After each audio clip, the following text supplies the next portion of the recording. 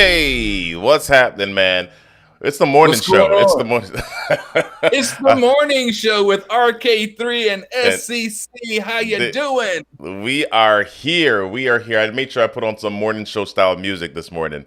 We didn't have too much hip hop. We didn't have. Look, that that introduction that I just made was proof of too much TV, right? It's all good though. Yeah, listen, I am so glad to be on with you this morning. We've been having a good time Likewise. doing these sessions over the course of the last week and a half or so.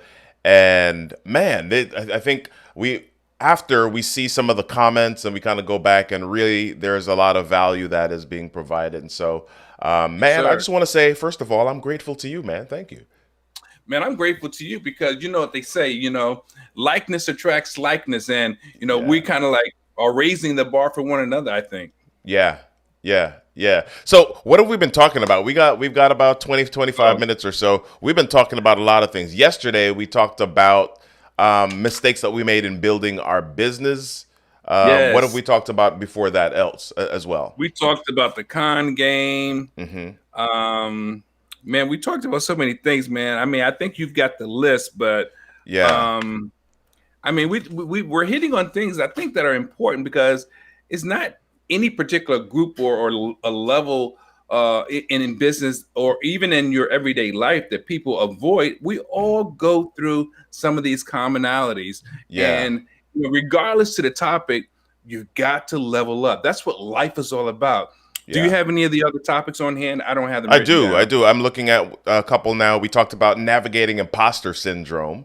Yes. And we also talked about why some people get heard and others don't. Mhm. And Yes. so Yes. I think that really leans into what we're going to talk about this morning with regard to mistakes that we made, you and I, not just me, not just you, That's right.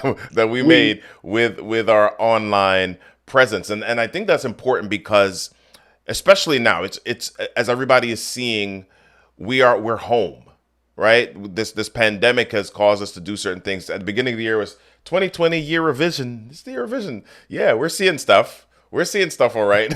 And so, It's a new reality. yeah, yeah. So there are a lot of people that are now realizing, my goodness, I've got to start a business. I've got to do things a little bit differently. I've got to speak. I've got to share my story, but the way that I would have done it 10 months ago is different. Now I have Yeah. to do it in a virtual space. Now I got to do it in this online space. How do I And do let, that? and let me do something, Rob. Yeah. Look, let me take a little bit of the pressure off.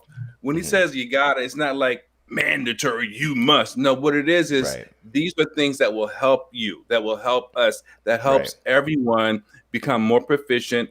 And if you're not trying to be a number one seller in Times on the New York Times book listing or with Oprah Winfrey, maybe you just want to do it for yourself. Maybe you Hmm. just want to do it for the family. However, in order to do it for your family or for yourself, there are some things that will help you do it more efficiently, more cost effectively, Yeah. and respectably, so that when people see you, they go, "Oh wow, okay," and they pay attention to you. So, Right.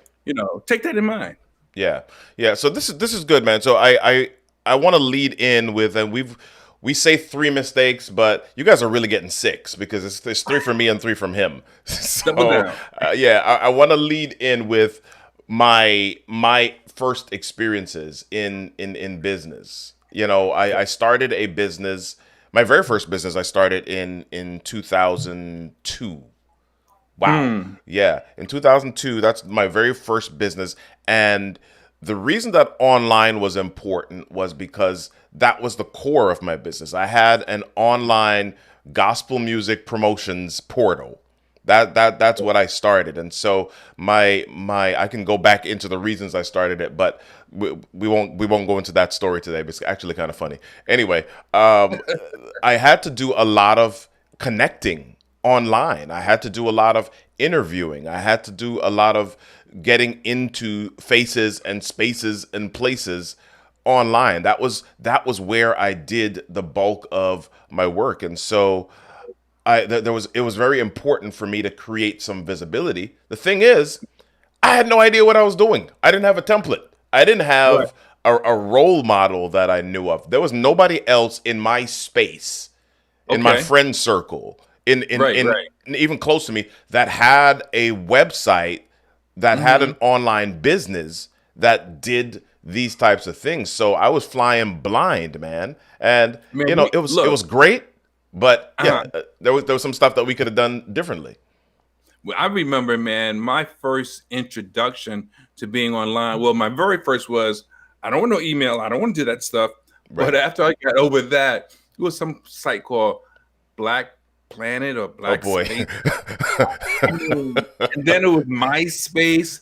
In Yeah. MySpace, I was still doing music more regularly. So Mhm. that was cool. But that's when I just started getting my feet wet. And everybody was doing it, or a lot Right. of people were doing it because music is never played out, let's face it. Wow. But, from the business side, it was a learning process. Yeah. So if y'all had a MySpace page or a Black Planet page, put me in the comments for those of you that Oh are my on goodness. there. Yeah. Yeah, man. So this is amazing, man. So I just want to kind of go back a little bit through maybe some of the mistakes that I made. And so my first mistake, number one, and then I'll let you jump in with Okay. yours. My first mistake that I made online was assuming that people would watch and Mm, not inviting them to watch. okay. Assuming that people would show up. It's kind of like I had that field of dreams mentality, right? If you build it, they will come. They All will right. I come. just said, yeah, if I throw something up online, if I throw a website up, people are just going to appear, and they're going to start looking at the site. They're gonna buy stuff. They're gonna say, "Yay, Robert, you're awesome! What a great Right. site you have!" Right. and Right. and that would be it. That's all I needed to do. So that was the biggest mistake that I made. And one of the things. And how do you get past that? How do you navigate that? Well, Mm, there's a lot of stuff online. There's a lot of noise. So you've got to start out with a little bit of courage. And what's yeah. the lowest hanging fruit? Who are the Hmm. people around you? At least start sharing it with them, right? But Mama them. then Mama them. Mama them. yeah, Mom and yeah, them. yeah. You got to start sharing it there. You got to start sharing it somewhere. But then after that, your next step is, okay, who am I really talking to? Who is my conversation targeted towards? Who is this Right. site? Who is this business? Who is all of this for? Right. And where do those people hang out? Hmm. Right? Are Hmm. there groups online that they hang out? Since we were talking about MySpace, right? Is there a MySpace tag, or is there a page, or is there somewhere that those people congregate that I can go and say, okay, what's happening here, and is there a problem, or is there a challenge here? And then Right. if I solve that challenge, or if I deal with it at all, then I can Hmm. say, hey, oh, I just talked about that on my website last week. How can you check Right. check this article out? I believe it's going to be helpful to you, Yeah. Yeah. right? And I think what you're saying is so spot on. And I know for myself, even though I was somewhat seasoned when online business started taking off and people started um, doing things online more, but I was still a little confused, to be honest with you. Hmm. And I feel sometimes I feel bad because it's like you should know better as long as you've been in the game. Right. But sometimes you just don't know what you don't know. And like you and I, we're both artists. We're all creative beings. A creative person usually has a lot of stuff moving in their head, just like gears in a machine. And I must Yeah. admit, I've had so much stuff in my head from, what I want to create, how I want to come across, tightening up my message. Oh, having a website. Oh, going online. Oh, making that's a lot of stuff, man. Yeah. Especially when you're a solopreneur. Yeah. Yeah. So what's your number one mistake? Well, I think there are several. I don't know. It's not necessarily in order, but I'll just say Yeah. avoiding replication is really important. Hmm. One of my mentors said, if two of us are the same, one of us is not needed, right? So Wow. I think,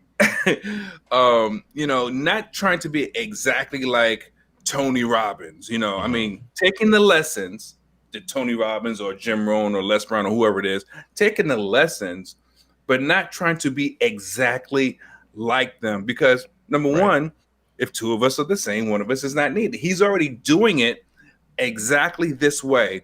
No, what I want to do is say, okay, I see his wisdom, I take the advice, and I do it tailored to Charles. So Right. avoiding replication is not, I can't say that it was a mistake, but it was something that kept me immobile because I wasn't Okay. really sure how to take action. Yeah. Yeah. All right. Cool. So I'll jump into my number two mistake. So yours Okay. was avoiding replication. Mine was getting out of if you build it, they will come syndrome, sharing and Right. inviting people. The other mistake, my number two mistake, was not leveraging the platforms of others. So Mm, what mm, do I mean by that? Sometimes, especially when you're starting out, not the your message doesn't have space yet, right? It doesn't have play in a larger platform or in a larger arena just right. yet. And Right. so Exactly. here's what happens with a lot of people. They get frustrated because they're doing their online shows, they're doing their podcasts, they're doing all of these things, and they're just starting out, and they feel like they're not getting any traction with it Right. because not a lot of people know them, not a lot of people know who they are just yet, and they're not coming to their shows, to their place, to their website, etc. And it's because you're in your own space, you're trying to build this thing on your own.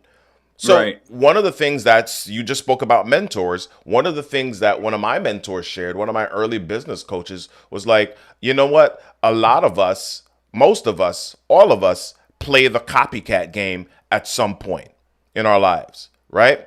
And sometimes you feel guilty about it. But here's the thing, you don't need to feel guilty about it. You need to be able to leverage it. All right.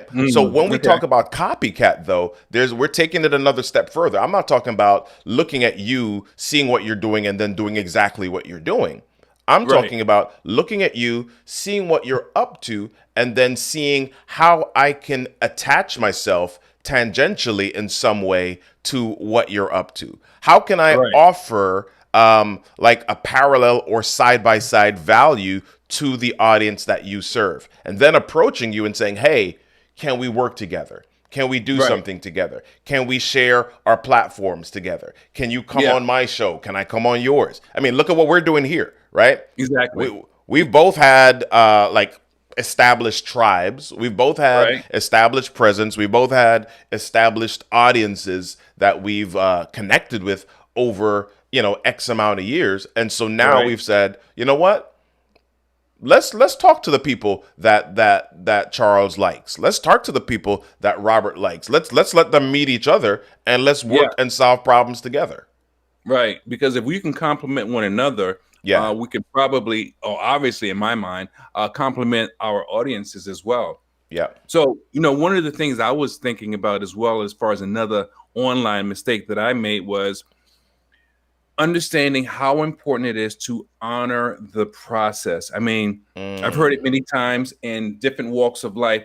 You can't shortcut the shortcut. right. Now, it's nice to get a hookup. It's nice if someone can do something for you, but Yeah. the process is a learned process. And I wrote down a couple of things that I mean when I say honor the process. For example, you have to submit to the deeds. So, in other words, Yeah. whatever has to be done, you literally have to do that for your page. I don't care if you get 1 page or 10 pages.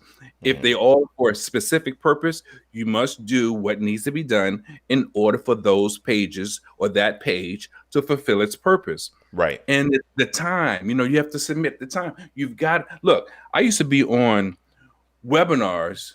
They would intentionally, and I think it was smart. They would intentionally start like 10 o'clock, and they would last for 2 and 3 hours because they had thousands of people that would whittle down to hundreds, Hmm. that may whittle down to about 50, that were really interested in the content, Right. and it was really good content. So I would stay up late. So I would submit and invest basically the time to learn the nuances of why and how something is supposed to be done so that I can get the results. Wow. And then, I found out that by doing that, it's almost like going to college. You sort or Yeah. filter who really wants it.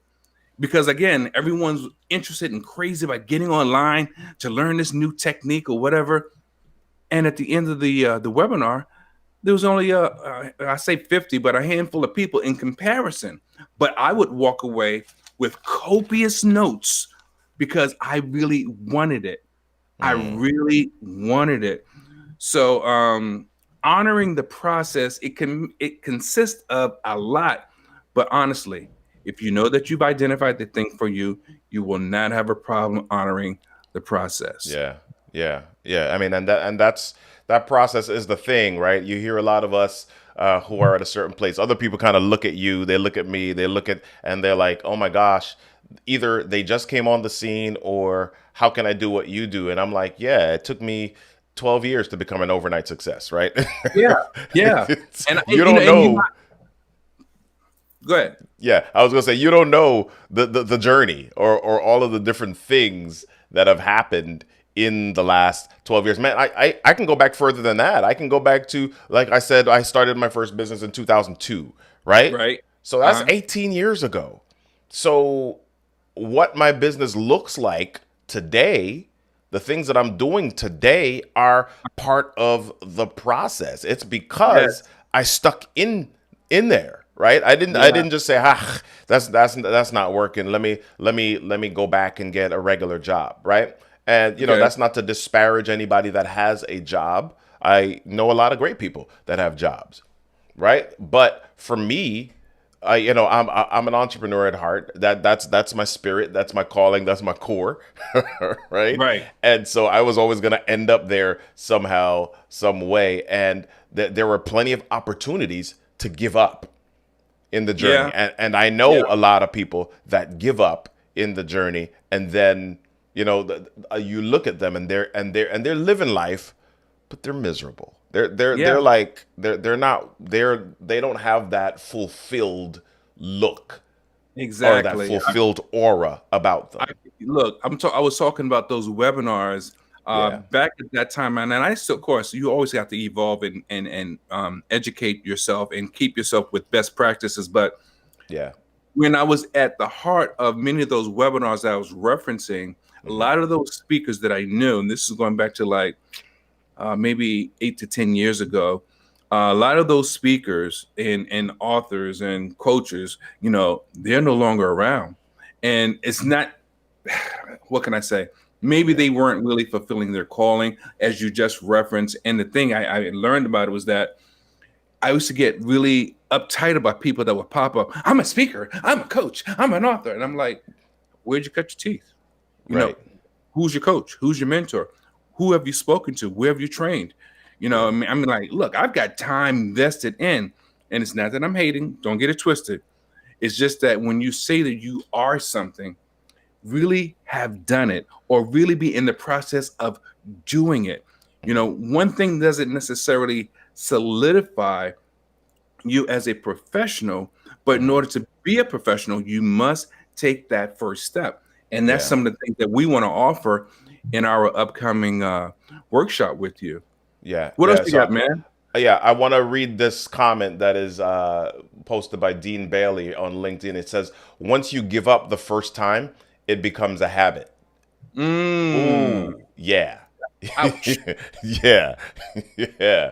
Yeah, that's big. I mean, yeah, it becomes so much easier. It's kind of like you're breaking down that resistance, that pathway, and you're like, okay, that was my way out the last time. Right. And becomes easier. So yeah, you got to hang in there. So that kind of Yeah. leads though to my next point, or the next mistake. My third mistake that I made online is lack of consistency. Yeah. Yeah. In Excellent. developing my online presence, the third mistake that I made was lack of consistency. I kind of had, so I remember one of my first video podcasts, right? I would have an episode then, and then I'd have another episode a few weeks later, and then I'd have, and then sometimes it would be like 3 this week, and then none for like 2 months. And Wow. so, yeah, doing those types of things, and Guilty. it wasn't like I was being a slacker. It was just that I did not realize the importance of creating expectation for Uh-huh. my audience, number one. And I also didn't realize the importance of consistency to my own growth, Yeah. right? If I Yeah. start a process and I'm learning, and then I stop, it's kind of like going to the gym, right? You go to the gym and you're going to the gym for like 2 months straight, and then all of a sudden you stop and you don't go back to the gym, and then you look at yourself and the expectation is, wait, I worked out for 2 months. Should I have the same level of muscle? Should I have this? And no, your muscle starts to kind of degrade because you stopped the process. Yeah. You didn't have consistency in the process. You had a break in the process. So how can you expect the same results if you're not continuing to do the work? Look, I did the same thing when it comes to newsletters because I had set up a separate blog for newsletters, and then someone gave me the idea. Excuse me. Why don't you have your blog reflected on your site? So I Hmm. said, great. And of course, there's a date.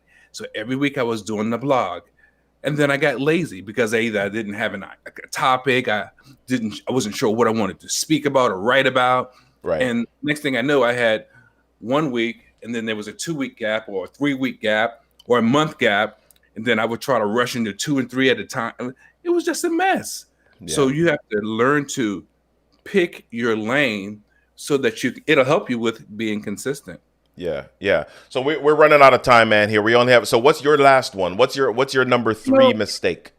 I would say having a sense of urgency. Hmm. Being willing to take action. If you want to get certain results, you have to take a specific action to get Yeah. those results. And you can't look, someone said, if you take things casually, you become a casualty. So Wow. I learned that, Yeah. I had to be consistent, whether it was writing, whether it was doing a video, whether it was looking for work, whether it was doing cold calls. You have to be consistent. Yeah. So now I pride myself on every single day. I must be doing something, main things first, but Yeah. something for my business. I don't care if it's a phone call, if it's a newsletter, editing a video, you must be consistent at it. Hmm. Yeah. Excuse me, you have to have a sense of urgency Sense of urgency. towards it. Yeah, yeah, yeah, Yeah. yeah. Yeah, yeah, yeah. I mean, yeah, that's definitely true. A lot of people are they're kind of dipping their toes in, Yep. in the water, right? But it's like, if in order for you to really learn how to swim, and forget the swimming, in order for you to really experience the temperature of the water, Yeah. you gotta jump in. You gotta jump in. I don't know if you've ever had that experience where you dip your toe in and you're like, it's okay, and then you get your entire body and you're like, whoa, this But is so even much but even colder. but even using that example, you dip your Yeah, toe, and meanwhile everyone else is in there jumping around, playing and splashing and having fun, and you're exactly. like, it's cold. You're standing on the side. You're not able to appreciate the benefits or the fruits of doing that thing. Yeah, yeah, Very awesome, man. Well, listen, we got to roll. I've got another client session that I've got to jump into in a few Yes, moments. I'm sir. looking. Dean is asking, will we be able to access a recording of this? So, Dean, this is being streamed on LinkedIn right now. It's also being streamed on my YouTube channel, Robert Kennedy 3. It's also being streamed on Facebook, and it's also on Periscope. So yeah, it's going to be in all of those places. Charles is going to be sharing it very shortly to Exactly. his platforms, his networks as well. So yeah, it's definitely in all of those places. I would say if you want to get it without having to scroll through the LinkedIn feed, just go to the YouTube channel and you can grab it there. All right. So let me share really quickly just the reminder about what we're going to be doing in December on December 3rd, the art of you, how to build authority and influence. If you're coming into the end of the year, I'm saying if you're coming into, like you have a choice. We're all coming into the end of the year right now. We're heading into 2021. You don't want to enter 2021 the same way that you left 2020. Right? You don't want to enter 2021 the same way that you entered 2020. So what is it that you need to do differently? What is it that you need to change? How do you need to operate in order to create that space, in order to create that visibility for your message, for your story? How do you build authority and influence? In this workshop, we're going to be sharing that with you. We're going to be sharing with you our mistakes, our errors, but we're also going to be sharing with you our opportunities. We're also going to be sharing with you our frameworks, the structures, the things that we have done to help us to establish growth in our businesses, especially online. All right. So if you're an entrepreneur, if you're a coach, if you are an emerging leader, if you are a speaker, an aspiring speaker, and you're not sure about how to leverage newer methodologies or technologies, you're not sure what platforms to use, you're not sure how to really get your message out there, then you want to attend this workshop, The Art of You, How to Build Authority and Influence. Listen, I want you to join us tomorrow morning at 9 o'clock again, because we're going to be sharing with you the registration link for this so that you can begin to get your seat for this event, right? You want to get your seat for this event, December 3rd, 5 p.m. to 7 p.m. It's going to be gold. It's going to be great. And yeah, I'm a little bit biased, but I know the information and I know what it's done for me. And I know the presenters, so you're going to get it straight up. Yeah. All right. Well, listen, it's been awesome. We'll be hanging out with you again tomorrow morning on all of these platforms: LinkedIn, YouTube, Periscope, Facebook. We'll see you at 9 a.m. Eastern Standard Time tomorrow. 11, right? No. 9 a.m. It's the morning show, man. That's why we're doing the morning show music. Radiate the brain and change the game, folks. There we go.